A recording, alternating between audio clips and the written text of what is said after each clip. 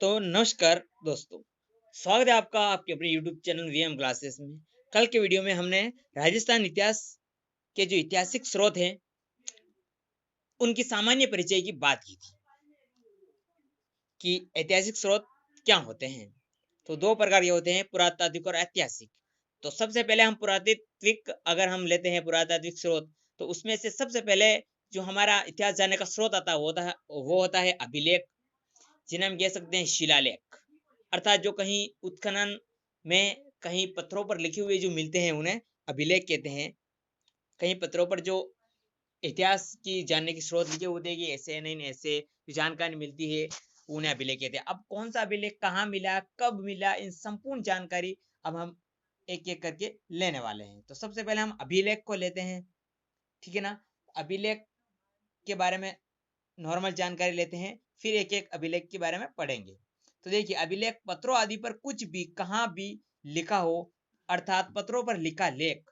हमें शिलालेखों, पाषाण शिलाओं, स्तंभों, भवनों, गुफाओं, दीवारों, मूर्ति प्रतिमाओं, स्तूपों, मठों, तालाबों, खेतों पर खड़ी शिलाओं या ताम्र पत्रों आदि से प्राप्त होते हैं। यह अभिलेख है। अभिलेख से संबंधित अध्ययन, अभिलेख से संबंधित अध्ययन क्या कहलाता है, तो उसे कहते हैं एपिग्राफी। EPIGRAPhy है जो एपिग्राफी, और हिंदी में कहें तो अभिलेख शास्त्र, और इंग्लिश में एपिग्राफी। अभिलेख के संबंधित अध्ययन को कहते हैं। पुरातात्विक स्रोत का जो महत्वपूर्ण स्रोत है, जो सबसे मेन है पुरातात्विक स्रोतों का, वो अभिलेख ही। इसका मुख्य कारण क्या है, सबसे महत्वपूर्ण क्यों है? क्योंकि ये तिथि युक्त है, समसामयिक है, वंशावली, तिथियां, विजय, विशेष आदि का विवरण उत्कीर्ण है इस पर, इसीलिए सब व्यवस्थित ढंग से, इसीलिए श्रेष्ठता में, ठीक है ना। यह अभिलेख, तो प्रारंभिक अभिलेखों की जो भाषा थी वो संस्कृत थी, याद रखिएगा। अगला इससे संबंधित आता है मध्यकालीन अभिलेखों की भाषा। जो मध्यकालीन, प्रारंभिक की तो संस्कृत, मध्यकालीन की थी उर्दू, फारसी व राजस्थानी। आधुनिक अभिलेखों की भाषा की बात करें तो आधुनिक यानी जो अभी युग चल रहा है उसमें थे हिंदी। कुछ अभिलेख उत्तीर्ण है हिंदी में, ज्यादातर नहीं है। कुछ अभिलेख हिंदी में अभी भी उत्तीर्ण होते हैं। जब हम कोई भी काम करते हैं तो उस पर लिखाते हैं ऐसे नहीं ऐसे उस स्मृति में बनवाया गया, उसकी याद में बनवाया गया, तो हम हिंदी में लिखते हैं। तो ये आधुनिक अभिलेखों की भाषा हो गई।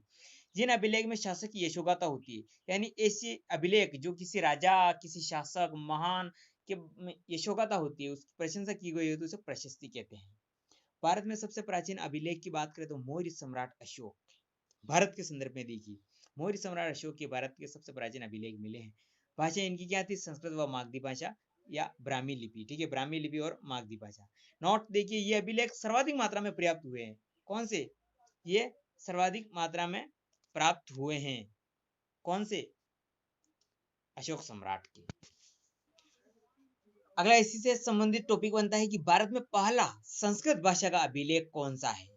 देखिए, यहाँ पर कंफ्यूजन मत होना। अगर बात करें कि भारत में सबसे प्राचीन अभिलेख कौन सा है, सबसे प्राचीन अभिलेख, केवल सबसे प्राचीन, तो वो है मौर्य सम्राट अशोक का। और भारत के संदर्भ में अगर पूछे कि संस्कृत भाषा का सबसे प्राचीन अभिलेख या पहला अभिलेख कौन सा, वो है रुद्रमान का जूनागढ़ अभिलेख। कौन सा है? रुद्रदामन का जूनागढ़ अभिलेख।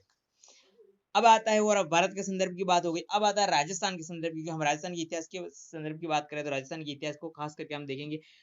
राजस्थान में सबसे प्राचीन अभिलेख बरेली शिलालेख है, अजमेर में स्थित है। आगे हम बरेली शिलालेख पढ़ेंगे तो इसकी संपूर्ण जानकारी हम लेंगे बरेली शिलालेख की। फिलहाल राजस्थान में सबसे प्राचीन अभिलेख बरेली है। इनकी मुख्य भाषा क्या थी? इनकी मुख्य भाषा थी संस्कृत एवं राजस्थानी। इनकी शैली गद्य और पद्य दोनों में थी, गद्य और पद्य में। इनकी लिपि महाजनी एवं हर्ष लिपि। लिपि की बात करें अगर राजस्थान की लिपि को, मतलब सबसे प्राचीन अभिलेखों की जो मतलब अभिलेखों की जो मतलब लिपि है वो कौन सी है? महाजनी और हर्ष लिपि। इनकी शैलियाँ कौन सी थी? गद्य और पद्य थी। मुख्य भाषा संस्कृत एवं राजस्थानी ज्यादातर होती है इन शिलालेखों की, राजस्थान शिलालेखों की, ठीक है। देखिए, नोट करके लिख रखा है कि नागरी लिपि में भी विशेष रूप में काम में लिया गया, यानी नागरी लिपि जो है उसे भी लगभग काम में लिया गया, लगभग लगभग लिया गया, क्योंकि बाकी महाजनी एवं हर्षलिपि को काम में लिया जाता था।